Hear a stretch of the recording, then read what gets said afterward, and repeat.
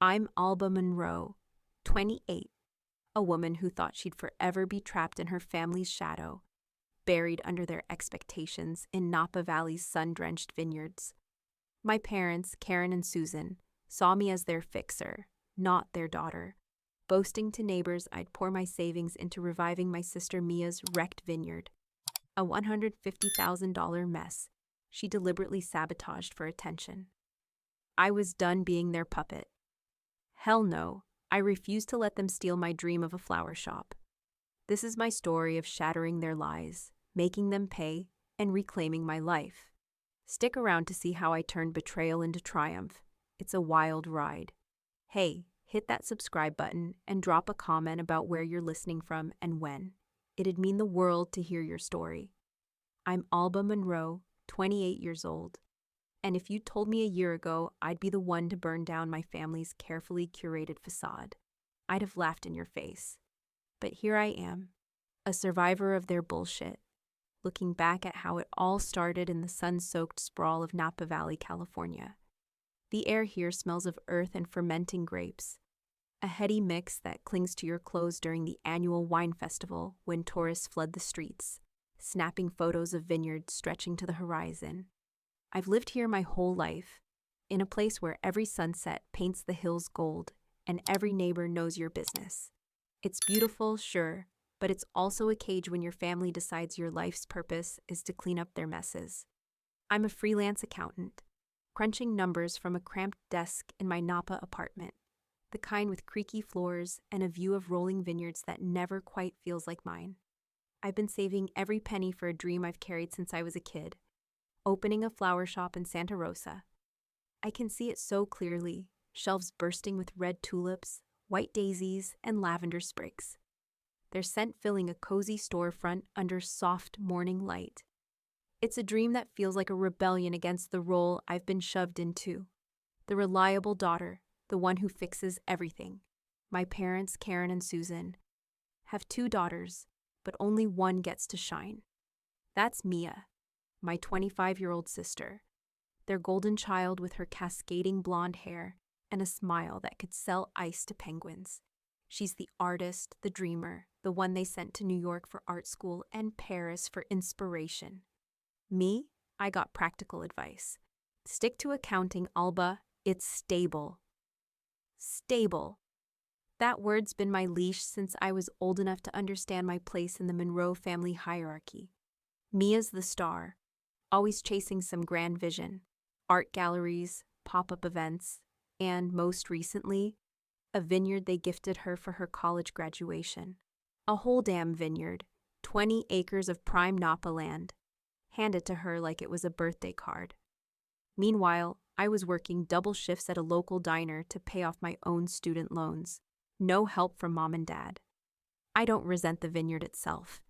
It's the way they assume I'll always be there to bail Mia out when her big ideas crash and burn. Her art gallery folded in 6 months because she spent more on champagne than on actual art. Her wine tasting event? A flop that left suppliers unpaid. Guess who covered those debts? Me, the family's unofficial ATM, writing checks while Karen and Susan clapped for Mia's creative spirit. I still remember the afternoons I spent with Karen in our backyard, back when I was 12, helping her arrange tulips in old mason jars. The sun would catch her auburn hair, and for a moment, I felt seen. "You've got an eye for this, Alba," she'd say, her hands guiding mine to trim stems just right. But then Mia would skip in, waving a crayon drawing, and Karen's attention would shift. "Mia's the creative one," she'd say, almost absent-mindedly. "You're so good at helping her shine." Those words stuck, a quiet wound I carried into adulthood. I wanted to be the one who shone, who built something beautiful, but instead, I became the one who fixed things. Suingam. I've spent years thinking my worth was tied to how much I could sacrifice for them. It's exhausting, like carrying a weight you didn't choose. Napa's a small town in its own way, despite the tourists. Neighbors talk, and the Monroes are known as the family with the promising daughter. Mia, not me. At the wine festival last month, I overheard Mrs. Callahan from down the street gush about Mia's vineyard. how it's going to put Napa on the map. I smiled politely, swallowing the truth. That vineyard's a money pit, bleeding cash because Mia doesn't know a grapevine from a weed. I've seen the numbers, overdrawn accounts, unpaid invoices, and I've quietly balanced them, like always. But the whispers of praise for Mia, the way Karen and Susan beam when her name comes up, it's a knife twisting in my gut.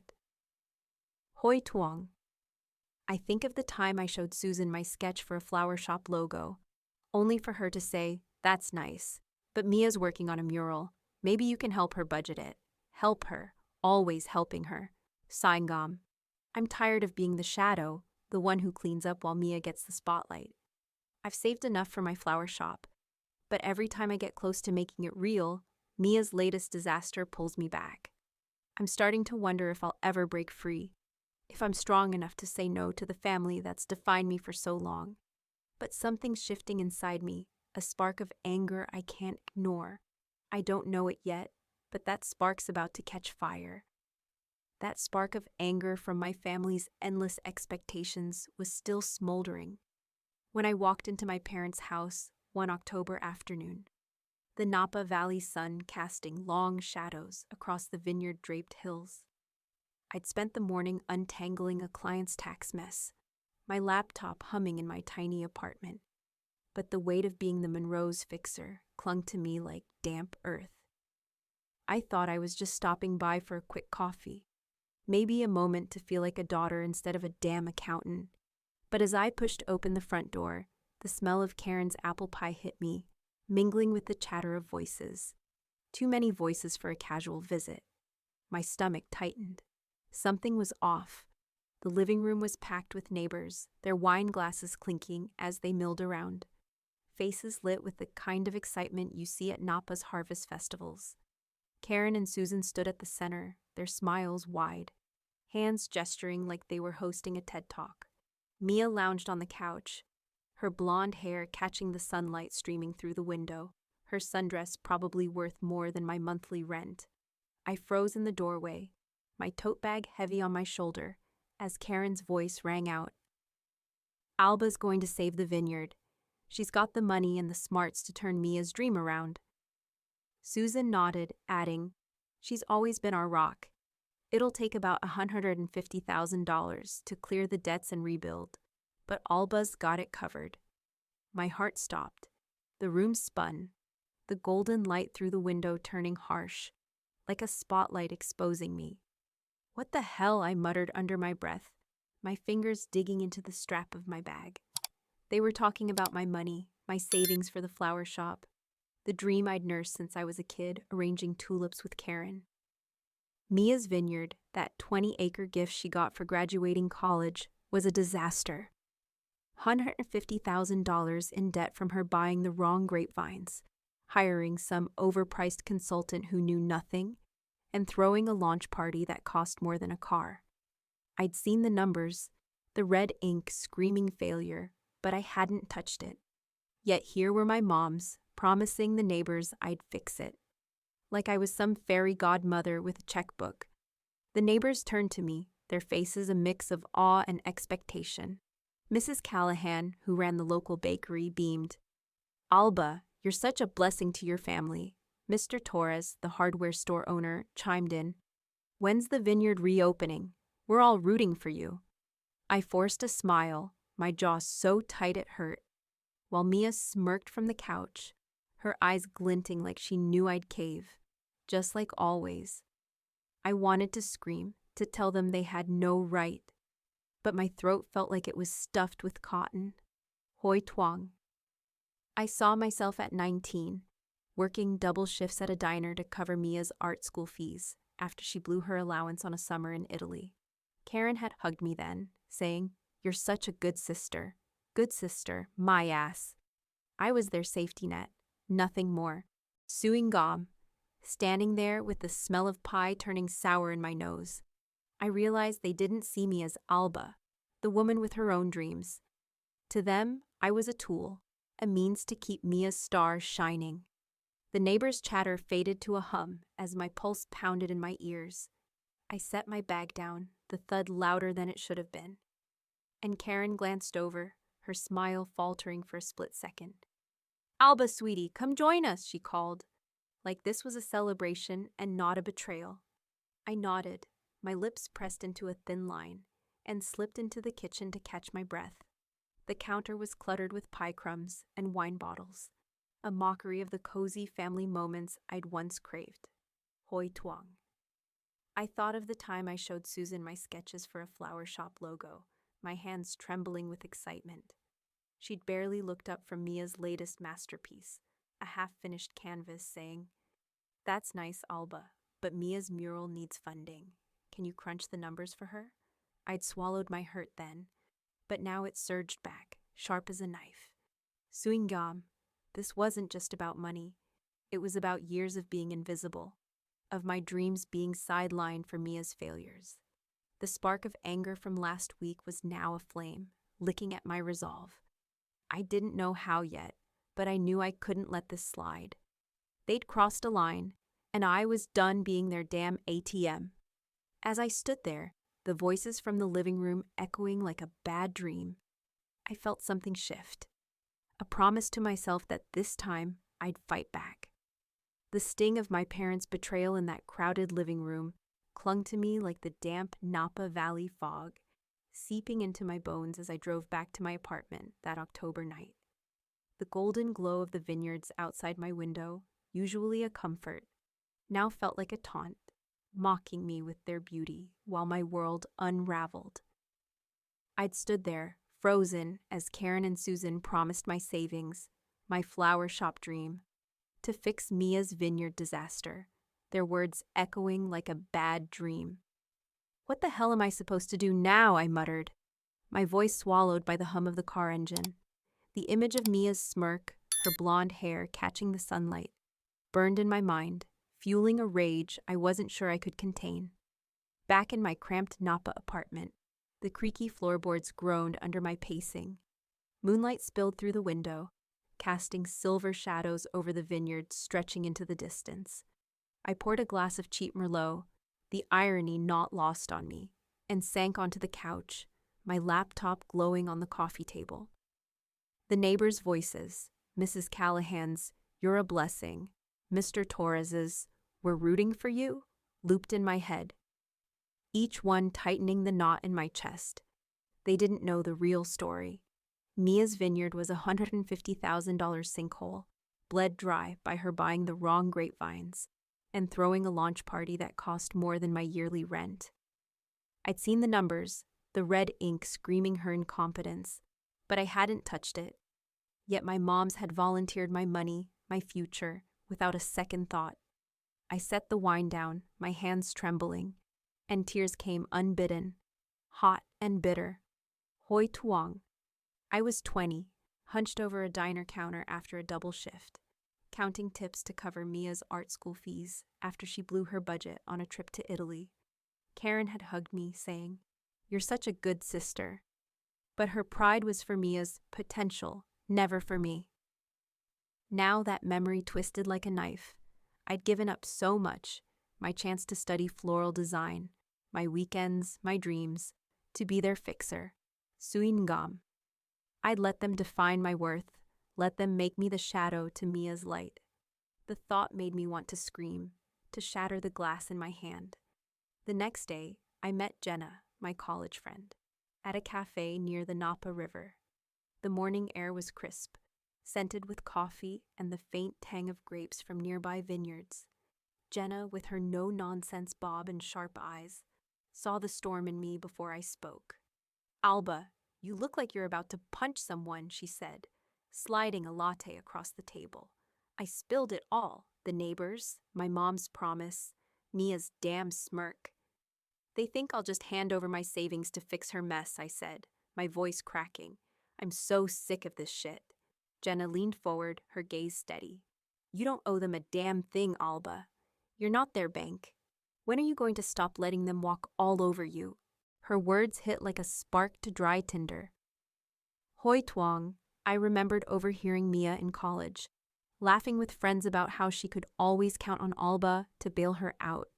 Like I was her personal ATM. She'd bragged about it. her voice dripping with entitlement while I was in the library, working on her budget for a failed art show. The memory fueled my anger, but also a flicker of fear. What if saying no meant losing my family? Suingam, Jenna was right, I didn't owe them. But years of being the good daughter had carved deep grooves in me, and breaking free felt like betraying the only identity I'd ever known. Over the next few days, the neighbors' expectations became a suffocating weight.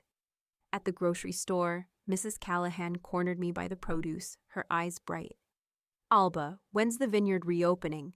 We're planning a wine tasting tour." I mumbled something vague, my stomach churning. At the post office, Mr. Torres clapped my shoulder. "You're doing God's work for your sister." Each comment was a brick added to the wall of pressure, and I felt myself cracking under it. I started avoiding my parents' calls, their voicemails chirpy with assumptions. "Alba, we need to discuss the vineyard timeline." I wanted to hurl my phone into the Napa River. Suingam. That smoldering rage was no longer just anger. It was a call to fight. I couldn't keep being their doormat, but the thought of confronting them terrified me. What if I lost them forever? Hoi tuong. I saw myself at 15, sketching floral arrangements while Mia painted beside me. Karen praising her genius, but barely glancing at my work. That girl was still inside me, desperate for their approval. But Jenna's voice echoed, "You don't owe them." I opened my laptop, staring at the vineyard's financials I'd pulled for a client. The numbers told a story of Mia's failures, and I knew I had to do something. Suingam. I wasn't ready to face them yet, but that flame inside me was growing, and soon it would burn through everything.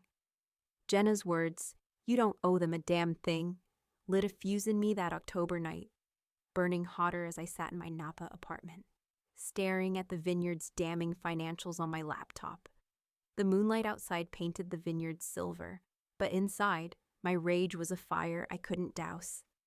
My parents, Karen and Susan, had stood in their living room, promising my savings, my flower shop dream, to fix Mia's $150,000 vineyard mess without so much as asking me. Their betrayal, coupled with Mia's entitled smirk, had pushed me to a breaking point. I couldn't keep pacing my creaky floorboards, swallowing my anger. I needed answers, and I needed them now.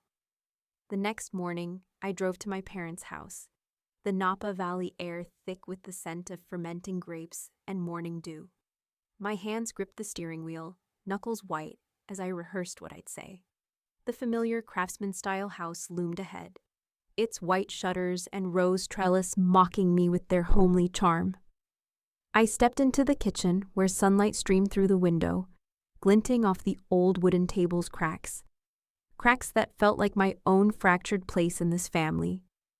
Karen was at the counter, slicing apples for another damn pie, while Susan sipped coffee, her eyes on a gardening magazine. Mia was nowhere in sight, probably off planning her next failure. "Why the hell did you tell the neighbors I'd pay for Mia's vineyard?" I demanded, my voice shaking but sharp, cutting through the morning quiet. Karen froze, the knife hovering over an apple. Susan looked up, her brow furrowing like I'd interrupted a sacred ritual. "Alba, sweetie, we were just—" Karen started, but I cut her off. "No, you don't get to sweetie me. You promised my money, my life, without asking. Why?" My chest heaved, the weight of years spent as their fixer pressing down. Susan set her magazine down, her voice calm but patronizing. "It's the family legacy, Alba. Mia's vineyard is our pride. You're so good with money, you're stable. We knew you'd help." Stable, that word again, like a chain around my neck. "It's not my job to clean up her messes," I snapped. Karen's face softened, but her words were a knife. "Mia needs this chance. She's creative, Alba. You've always been the one we rely on."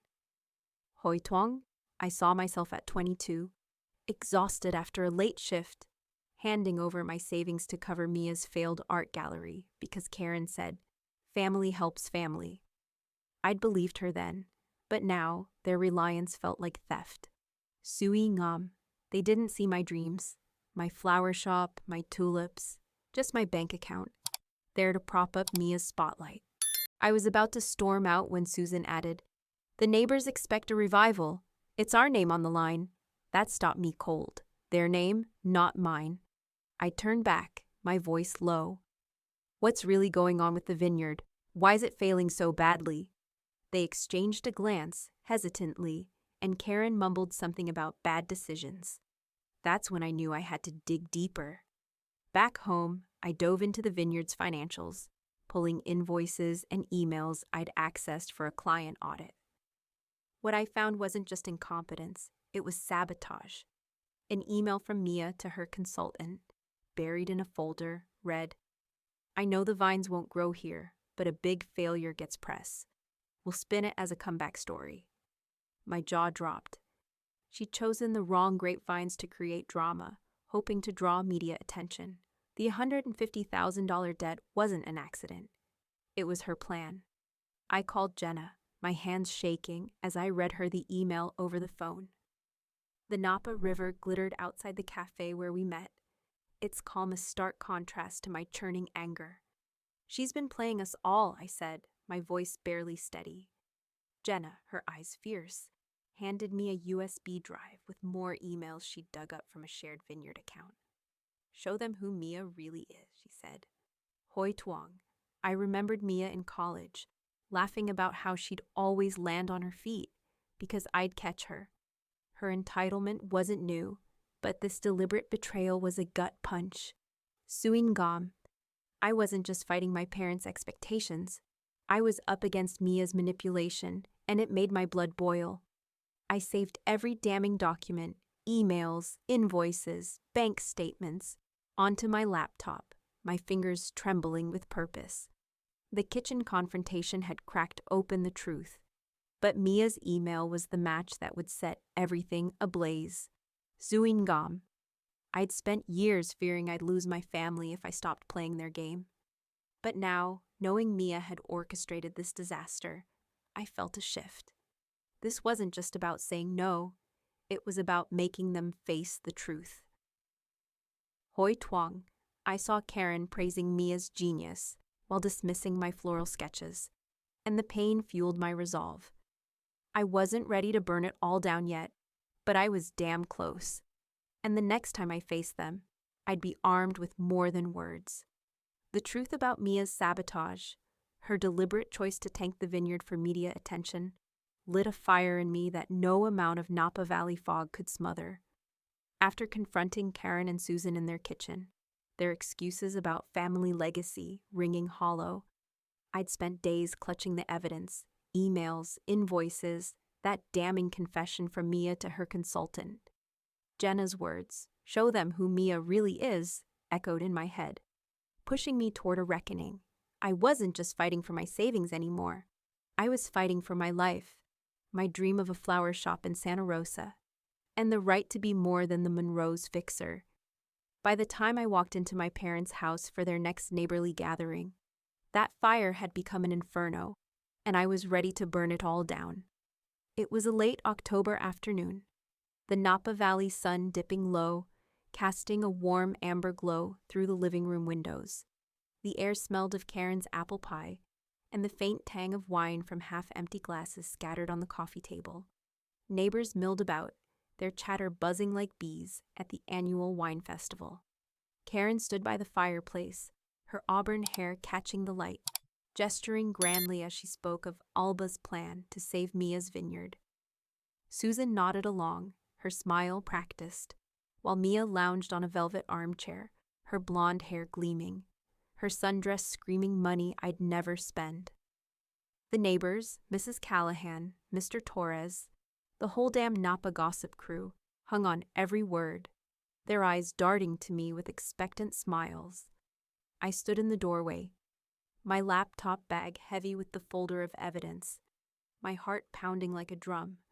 Karen's voice carried, "Alba's got the funds to clear the $150,000 debt and rebuild. She's our rock." That was it, the final straw. "I'm not your fucking bank," I shouted, my voice slicing through the room like a blade. The chatter stopped. Glasses froze mid-clink, and every face turned to me. I stepped forward, slamming the folder onto the coffee table, papers spilling out, emails, invoices, Mia's confession. I'm done cleaning up your golden child's messes. Mia chose to buy the wrong vines to create drama. She wanted the vineyard to fail for attention. And you too? I pointed at Karen and Susan. You sold my future to cover her lies. The room was a vacuum, the silence so thick it pressed against my skin. Mia's face drained of color, her smirk gone. Her eyes wide with panic. She stammered, "That's not true. I was under pressure," but her voice cracked, betraying her. Karen's hands trembled, dropping a wine glass that shattered on the hardwood, the sound echoing like my breaking point. Susan tried to speak. "Alba, you're overreacting," but I cut her off. Overreacting? I've spent years bailing Mia out. Her art gallery, her parties, her debts, while you ignored my dreams. I pulled out my phone, opened the email app, and hit send on a message to every neighbor and vineyard partner in the room, attaching Mia's damning email. There, now everyone knows who she really is. Mrs. Callahan gasped, her phone buzzing with the email. Mr. Torres frowned, scrolling through the evidence. Mia burst into tears, sobbing about family pressure. But the neighbors' faces shifted from admiration to disgust. Hoi Tuong. I saw myself at 20, handing over my savings for Mia's art school, my hands shaking as Karen praised her potential. That girl would have apologized. Back down. Not anymore. Suing gam. A part of me ached, fearing I'd lose my family forever, but the weight of their betrayal was heavier. I'd been their doormat too long. I bought a shop in Santa Rosa, I said, my voice steady now, for my flower shop.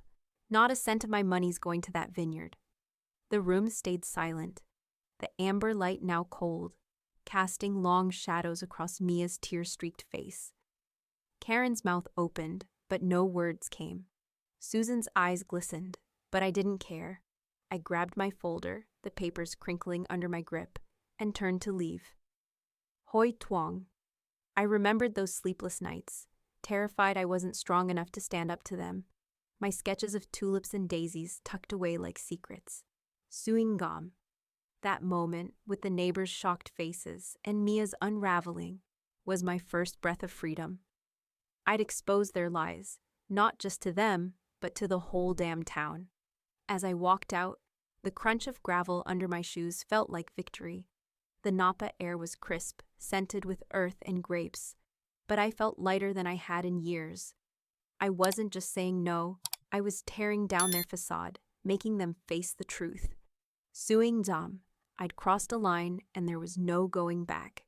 The girl who fixed everything was gone, replaced by someone ready to fight for her own life. The neighbors' whispers followed me, but I didn't look back. I'd lit the match, and now I'd let it burn. The echo of that coffee table slam, papers scattering like confetti, still rang in my ears as I drove away from my parents' house that October evening. The Napa Valley air sharp with the scent of earth and crushed grapes. I'd done it, called out Karen and Susan's betrayal, exposed Mia's deliberate sabotage of the vineyard with that email to the neighbors, and declared my savings were for my flower shop, not her $150,000 disaster. I'm not your fucking bank, I'd shouted, and the words felt like a chain breaking, but as the adrenaline faded, a hollow ache settled in my chest. I'd burned their facade to the ground, but what now? I was Alba Monroe, 28, a survivor of my family's bullshit, but the fallout was just beginning, and I wasn't sure if I was ready for it. The next morning, Napa buzzed with gossip faster than the wine festival crowds. My email, Mia's confession about buying the wrong grapevines for media attention, had spread like wildfire. I walked into the local cafe by the Napa River, the air thick with espresso and whispers. Mrs. Callahan, usually all smiles, avoided my eyes, her phone clutched tight as she murmured to another neighbor. I overheard Monroe family and disgrace as I grabbed my latte. Later, Jenna texted me. Town hall's holding a meeting tonight. Neighbors are pissed about your mom's lies. I felt a pang, satisfaction mixed with guilt. Hoi Tuong. I remembered Karen's proud smile when she'd boasted about Alba's plan, oblivious to how she'd sold my future. Now, that pride was crumbling, and I'd lit the match. The town hall meeting was a spectacle. Under the fluorescent lights of the community center, with its faded banners from past wine festivals, neighbors packed the folding chairs, their faces a mix of outrage and curiosity. Karen and Susan sat in the front row, their postures stiff, no longer the confident hosts. Mr. Torres stood up, his voice sharp. You promised Alba would save the vineyard, but she says Mia sabotaged it. What's the truth? Karen's face flushed, her hands twisting. Susan tried to deflect. It was a misunderstanding, but the crowd wasn't buying it. Mrs. Callahan waved her phone, showing Mia's email, and the room erupted in murmurs.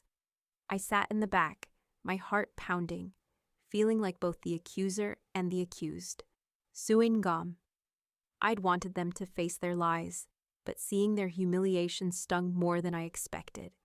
Mia's world unraveled faster. A major wine distributor, who'd been eyeing her vineyard for a deal, pulled out after the email leak, their rep citing unreliable management. I heard about it from Jenna, who'd overheard it at the winery where she worked. That evening, Mia showed up at my apartment, her blonde hair disheveled, her eyes red. You've ruined my life, she screamed, banging on my door. You sent that email and destroyed everything. I opened the door, my voice cold. No, Mia. You destroyed it when you chose drama over decency. She lunged forward, as if to shove me, but stopped, tears streaming. You were supposed to help me, she spat. You broke your own damn life, I said, shutting the door. Hoi Tuong. I saw Mia at 18, laughing with friends about how I'd always bail her out. Her entitlement a poison I'd ignored too long. Suingam. I wasn't her savior anymore, and it felt like shedding a skin. The guilt lingered, but so did my resolve. I drove to Santa Rosa the next day, the rolling hills giving way to quieter streets, where my future flower shop waited, a small storefront with chipped paint but big windows that caught the morning light. I walked inside, the dusty air tingling with possibility. I started sketching plans, shelves for Kam Chung Hong, tables for golden roses, a sign reading Alba's bloom. I called suppliers, my voice steady as I ordered my first batch of flowers. Jenna met me there, her grin wide. You're doing it, Alba, she said, handing me a coffee. You're free. Hoi Tuong. I remembered sketching floral designs at 15, only for Susan to say, help Mia with her mural budget instead. That girl would have apologized for dreaming, not me. Back in Napa, the neighbors' whispers followed me. At the grocery store, someone muttered selfish as I passed, but I held my head high. Mrs. Callahan stopped me once, her tone softer. I didn't know Mia did that. I'm sorry, I nodded, but didn't linger. Suing Gam. The town's judgment couldn't touch me anymore. I'd spent years carrying my family's weight, but now each flower I ordered, each sketch I drew was a victory. A piece of the life I was building. The vineyard was their mess, not mine, and I was done cleaning it up. As I drove back to Napa under a starlit sky, the weight of their expectations lifted, replaced by the scent of possibility, lavender and roses, waiting for me in Santa Rosa. The Napa Valley gossip machine didn't stop churning after I exposed Mia's sabotage and walked away from my parents' expectations that October evening.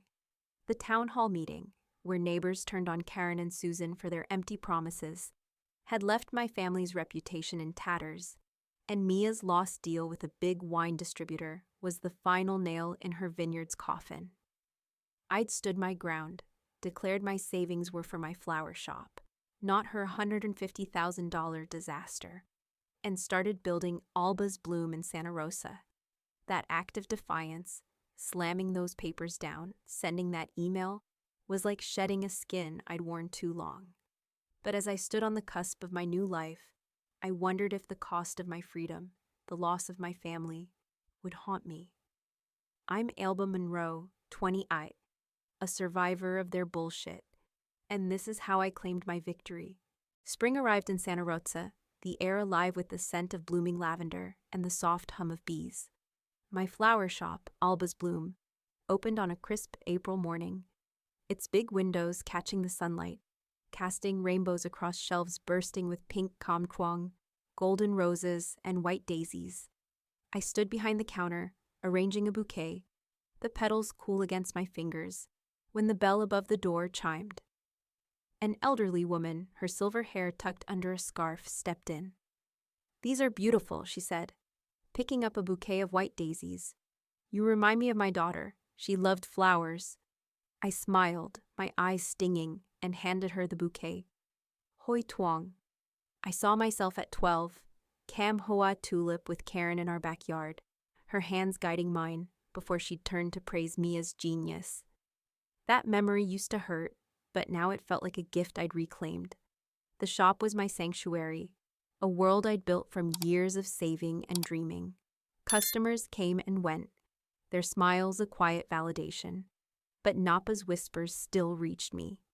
The vineyard had been sold at auction for a fraction of its value, a humiliating end to Mia's legacy. Karen and Susan were no-shows at the annual wine festival, their absence noted by neighbors who once sang their praises. Jenna, my rock through it all, dropped by with coffee one afternoon, her grin wide. "You hear? Your moms are persona non grata now. You did that, Alba." I nodded, a mix of pride and unease settling in my gut. Suingam. I'd wanted them to face their lies, but the silence from my family felt heavier than I'd expected. Then Karen showed up. It was a quiet afternoon, the shop filled with the scent of lavender, sunlight streaming through the windows. She stood in the doorway, her auburn hair duller than I remembered, her eyes hesitant. "Alba," she said, her voice soft. "I'm sorry. We shouldn't have assumed you'd pay for the vineyard." I waited, expecting more, but she added, "Mia needed that chance. You don't understand how hard it's been for her." My jaw tightened. Even now, she chose Mia. "You chose her over me," I said, my voice steady. "You sold my dreams for her failures. I'm done being your ATM." Karen's face crumpled, but I didn't waver. "This is my life now," I said, gesturing to the flowers around me. "I choose me." She left without another word, the bell's chime echoing like a final note. Hoi Tuong, I remembered those sleepless nights, terrified I wasn't strong enough to face them. My sketches of tulips hidden like secrets. I'd feared losing my family. But standing in my shop, surrounded by blooms I'd chosen, I realized I hadn't lost myself. Suingam. Karen's apology was too little, too late, but it didn't matter. I'd built something they couldn't touch. The neighbors' whispers had faded, replaced by customers' praise for Alba's Bloom. Mia's name was a cautionary tale now, her vineyard a footnote in Napa's gossip. I'd heard she'd moved to San Francisco, chasing another big idea, but I didn't care. Her messes were no longer mine. As I arranged a bouquet for a wedding, the scent of roses filling the air, I felt a lightness I hadn't known in years. The girl who'd fixed everything for her family was gone, replaced by a woman who'd fought for her own happiness. Suingam. I'd escaped that damn mess they'd trapped me in, and every flower I placed was proof I was enough. That's my story, how I broke free from my family's chains and built Alba's Bloom with my own hands. Standing up to Karen, Susan, and Mia wasn't just about saying, hell no. It was about claiming my worth, even when it hurt. I'm curious, what would you have done in my shoes? Have you ever had to fight for your dreams against the people you love? Share your thoughts. I'd love to hear your stories. Thank you for listening to mine. It means more than you know. Until we meet again, keep chasing what makes you feel alive.